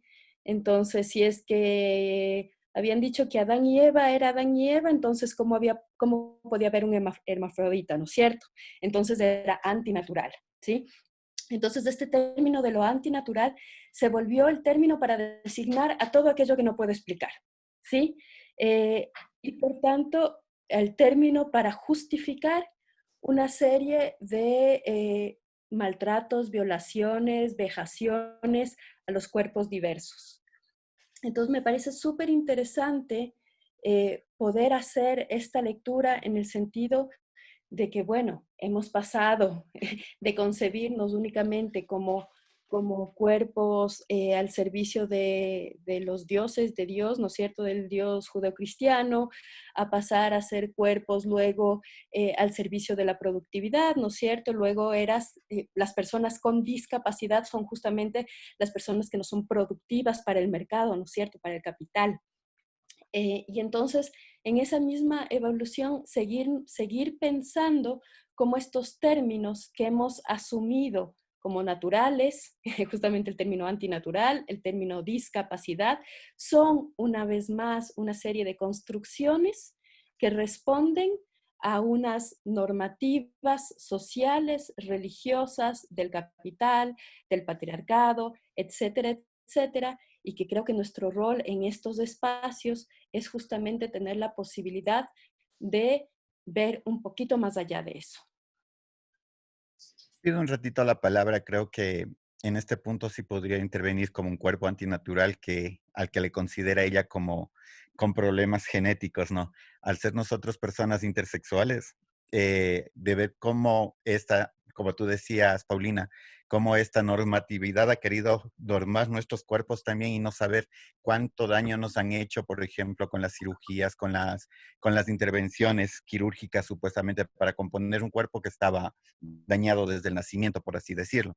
Yo creo que incluso con un comentario que se me mandó por interno, no es simplemente el saber, por ejemplo, qué hacen dos hombres dentro de una embarcación, porque no quiero decir lo que me pusieron por interno, sino saber estos procesos de reconocernos a nosotros, porque yo me pongo en el mismo punto que Hugo, cuando él decía nos sentíamos invisibilizados. Yo me siento doblemente invisibilizado al saber que soy una persona gay y que no tenía relaciones dentro de una sociedad, y mucho más ahora cuando lo vuelven a tocar los del antinatural.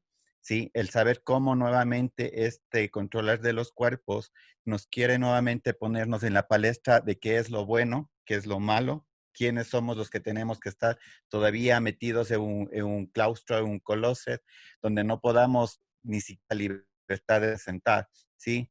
La verdad no es una verdad, son verdades. Hay muchas verdades y la igualdad no es que está buscando la verdad. La igualdad para mí lo que está buscando es que todas las personas, a pesar de que seamos diferentes, de que seamos diversos, tal como ustedes lo hicieron con la muestra, se pueda reconocer que eso está plasmado dentro de la sociedad, que estamos aquí, que estamos presentes, que estamos vivos, que generamos algunos procesos también incluso para la sociedad. Incluso a la compañera que está en el chat le dijera, yo soy pedagogo, yo trabajo con niños de 5 años, soy parvulario, ¿sí? Entonces no son lavados de cerebro, porque si fueran lavados de cerebro, fuera el sentido, por ejemplo, como esta hegemonía patriarcal, a nosotros, los cuerpos diversos, nos han ido controlando para que estuviéramos representados en la hegemonía de que la sociedad pide. Entonces, simplemente yo creo que el descubrir es lo que tenemos que dar paso, es descubrir hacia las personas, porque ¿qué pasaría los míos, estos estudiantes de 5, como pasó con los estudiantes del colegio, que preguntaban por su diversidad, que preguntaban por su sexualidad, y entonces uno seguirles tapando el sol con el dedo creo que tampoco es lo conveniente. Solo para retomar un poquito esa idea de lo antinatural, ¿no? Am, lo que siempre utilizo en mis clases es una exhibición que existe acá en Nueva York, de donde los saludo, al Museo de Historia Natural, ¿no? Cuando uno entra al Museo de Historia Natural, hay una exhibición, ¿cómo se llama? Galería súper grande sobre todos los animales de África, ¿no? Entonces, a mano izquierda están los gorilas. Y cuando uno va a ver la exhibición, que a mí me encantaba desde muy niño, desde muy pequeño, ¿no? Era papá gorila, mamá gorila y gorilitas, ¿no? 2 gorilitas, por supuesto, ¿no? Masculino y femenino, ¿no? Y me demoró muchos años y mucha preparación académica para darme cuenta que la estructura nuclear no existe entre los gorilas. Es decir, los gorilas no viven con papá gorila, mamá gorila y gorilitas. Es decir, es papá gorila con harén, ¿no? Y sálvese quien pueda, más o menos, ¿no? Entonces, y empecé a leer y a buscar y me enteré que para construir esa galería de 4 de la familia nuclear de gorilas, tuvieron que matar como a 20. ¿No? Porque no podían conseguir papá y mamá y niños porque no existen en un solo grupo. Entonces tuvieron que matar como a 3 o 4 grupos toditos para poder traer a esos 4 especímenes que ellos habían, ¿no?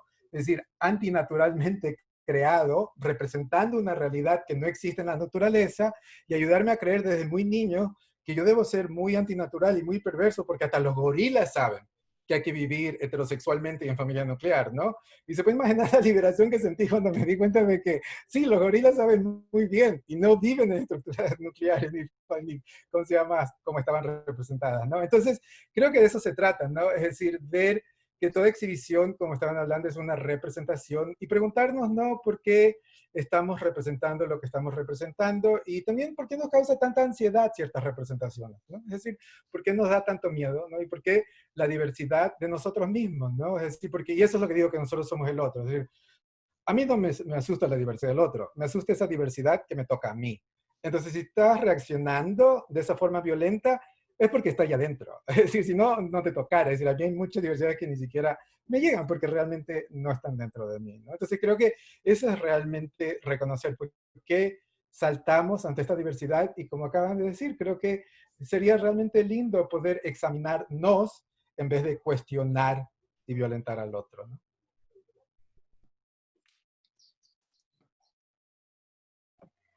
Bueno, David y compañeros, yo me tengo que despedir, como le había dicho a David, porque mi hija me llama y me toca, hablando de roles de género, me toca ir a hacer mi parte de madre, que en estos días además pues es especialmente intensa y nos ha dado pues esta pandemia la parte agradable, como había comentado en un momento con Hugo, es que nos ha permitido también mucho más tiempo juntas en casa y eso es muy bonito.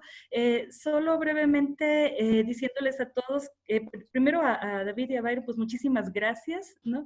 Gracias a todas las personas que han comentado, que han preguntado. Es interesante continuar el diálogo y avisarles que si alguien tiene interés, el catálogo de diversos está digitalizado y lo podemos pasar con todo gusto también para que lo puedan seguir mirando, igual que el resto de la bibliografía. Así que si alguien tiene interés en eso, pues de pronto a través de David nos hacen saber, y pido disculpas y me despido a retomar otras actividades. Gracias a todos y todes.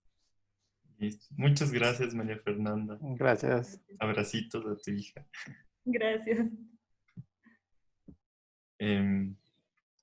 Quisiera como ir cerrando este encuentro. Tal vez que nos cuenten sobre los proyectos que están desarrollando actualmente para quedarnos con el gusto de saber qué vendrá.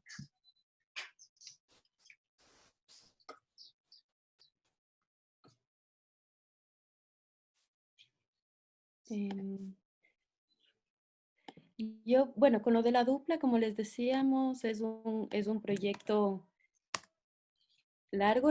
Ay, perdón, acabo de poner, les voy a poner ahorita el link del Facebook de de la dupla, solo para quienes tengan curiosidad de ver ahí un poco más. También en el Vimeo tenemos varios videos colgados. También tenemos un librito que no está en digital, está así en papelito, pero lo encuentran en su librería preferida, que recoge un poco el proceso creativo de María Dolores y mío juntas.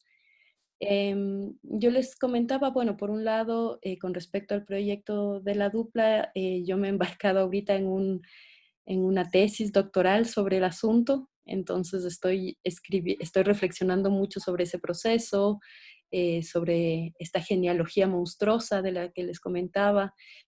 Creo que los cuerpos diversos siempre me han apasionado mucho. Eso en el proyecto que ahorita mismo estoy haciendo, y es eso, escribir mucho. De ahí, bueno, coordino el espacio de arte actual. Estamos ahorita con el espacio cerrado, pero con varias activaciones diversas. Entonces, por ahí también van muchos de mis planes, ¿no es cierto? Y de mis reflexiones actuales. Cómo continuar construyendo comunidad cuando no podemos estar juntos, ¿no? Que es un poco también este espacio. O sea, cómo pensarnos en esa necesidad del encuentro, ¿no es cierto? A pesar de que nuestros espacios de encuentro ahora estén cerrados. Y también una pregunta que me hago mucho es, claro, a pesar de que estas herramientas son súper importantes, ¿no es cierto? Como el Zoom, que es ahora lo que nos permite vernos más o menos las caras y escucharnos. Es decir, cómo también estas comunidades se pueden enfriar en esta pantalla, ¿no es cierto? Otra cosa es vernos todos, ¿no es cierto? Cara a cara. Ahorita tenemos un montón de nombres en la pantalla que no sabemos quiénes son, ¿sí? Y voces en el chat que no escuchamos cómo se oyen, ¿no es cierto? Entonces, creo que estas reuniones virtuales me están haciendo a mí también preguntarme mucho sobre la comunidad, que es un tema que me interesa mucho, y cómo la comunidad se puede activar o no en pantalla, o qué posibilidades otras hay ahora en estas circunstancias, ¿no? Por ahí van ahorita mis pensamientos y haceres. Muchas gracias, Paulina. María Dolores, quizá quieres comentarnos de lo que estás trabajando.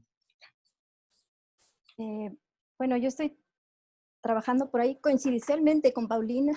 No, también estuve trabajando precisamente en una tesis sobre la proximidad, sobre las comunidades efímeras, que estoy por defender en estos próximos días, y me cuestiono mucho ya con el personaje de esta imposibilidad de hacer ciertas cosas sin la presencia, ¿no? Creo que la coexistencia física de los cuerpos es fundamental para poderse preguntar ciertas cosas, y realmente para mí sí es un buen momento para parar y reflexionar, porque algo a lo que no quiero renunciar es a la posibilidad de relacionarme en un mismo espacio con el público y a confrontar lo que es a confrontar lo que son los cuerpos, ¿no? A tener este convivio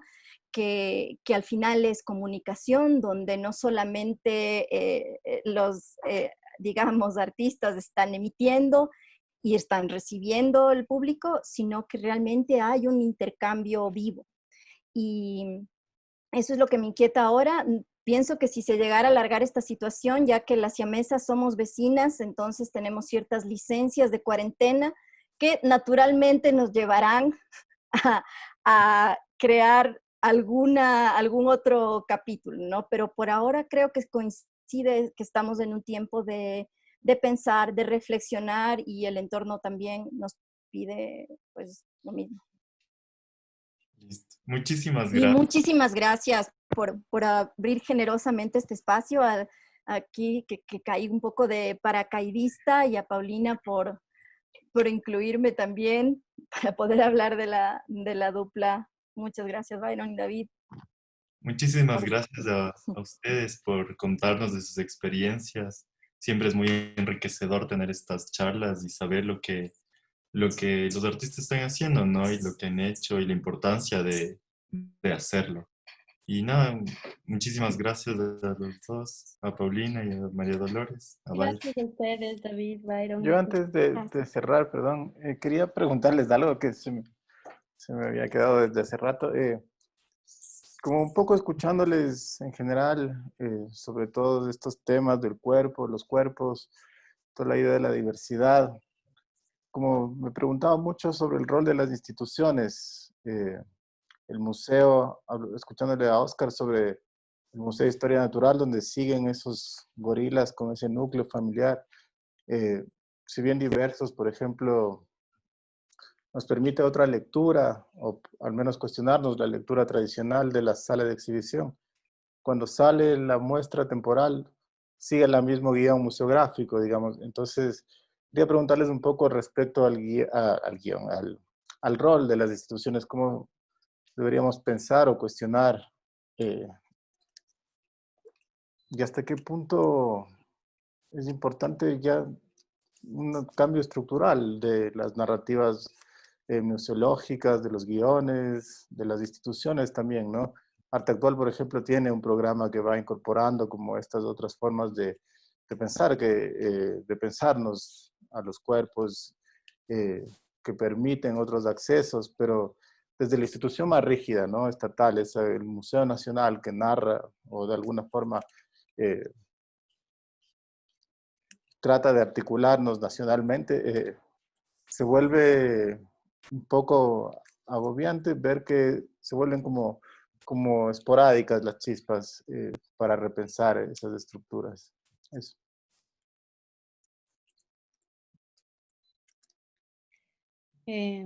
Bueno, sí, coincido contigo, Byron. Creo que un poco son espacios, por decirlo, independientes, pequeños, privados, los espacios que en su gran mayoría han acogido la diversidad, ¿no? Ya a nivel de museos municipales, de museos nacionales, em, son justamente cuestiones súper coyunturales, no responden a una política o a una visión de museo, ¿no es cierto? El que haya estado, como dijo María Fernanda, el que haya existido diversos en el Museo Nacional fue porque Lisbeth Celi estaba ahí, en ese momento de directora, ¿sí? No es porque era una política del museo, que el museo ahora va a abrir esta reflexión, ¿no es cierto? Sino que son personas específicas a las que les interesa esto y por tanto se logró. Seguramente si se volviera a proponer diversos este año, el próximo año, tal, con otro personal en el museo, no se daría, ¿no es cierto?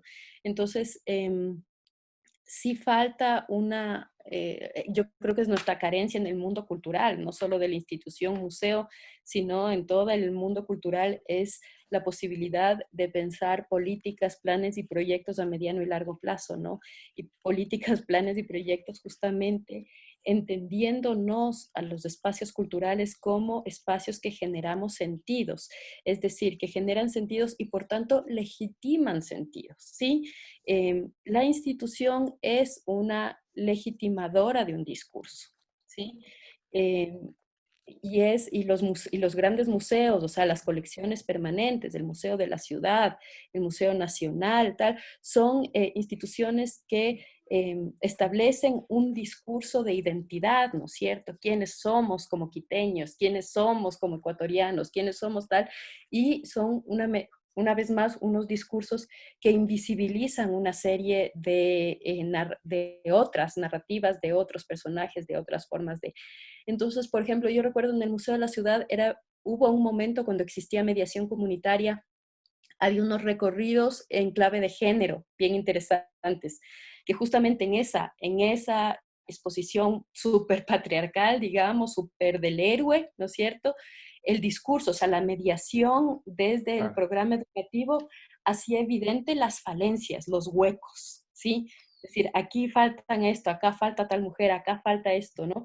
Y yo creo que ese es un poco el rol medio de guerrilla que nos toca a nosotros, ¿sí? O sea, en el sentido de que tal vez no podemos de una, no digo que tal vez no podemos de una cambiar esos discursos, pero sí podemos evidenciar los huecos en esos discursos. Sí podemos decir, aquí falta, aquí no está, aquí omitieron, aquí no sale, aquí tal, ¿no es cierto?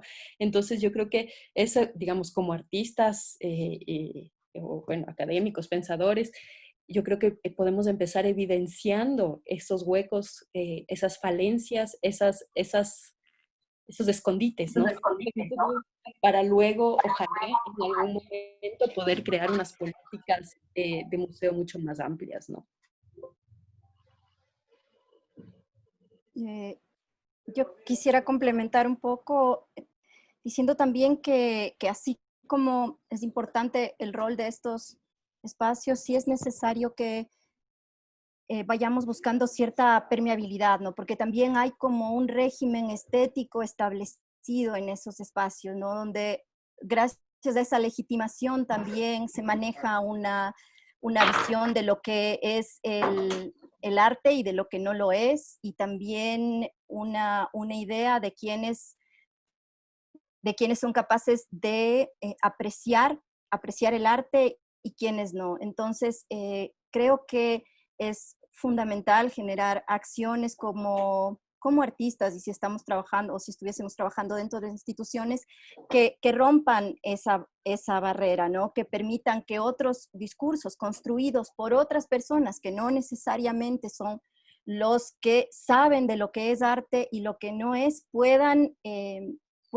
hacer sus narraciones dentro de estos espacios, ¿no? Entonces, es importante que se dé este intercambio, que el afuera sea capaz de entrar también a estos espacios, y que los artistas también nos tomemos el espacio público de rato en rato, porque al menos la experiencia de la construcción del personaje de la dupla, donde realmente adquirió fuerza y cobró vida, fue fuera. Luego fue que pudo regresar al espacio del museo, porque sin ese contacto con el afuera, con la gente, no se habría completado este personaje, o no habría adquirido la vida que tiene. Entonces, para que estas instituciones no vayan perdiendo vigencia, no se conviertan en algo aislado al que acceden muy pocas personas, es fundamental que estén siempre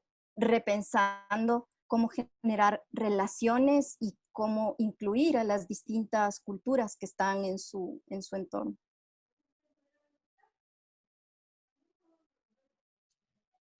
Gracias.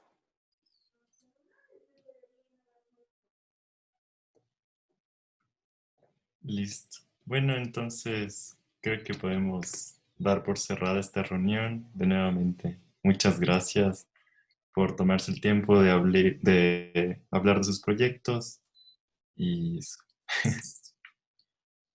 Muchas gracias por acompañarnos. Muy enriquecedor todas las experiencias que compartieron. Muchas gracias.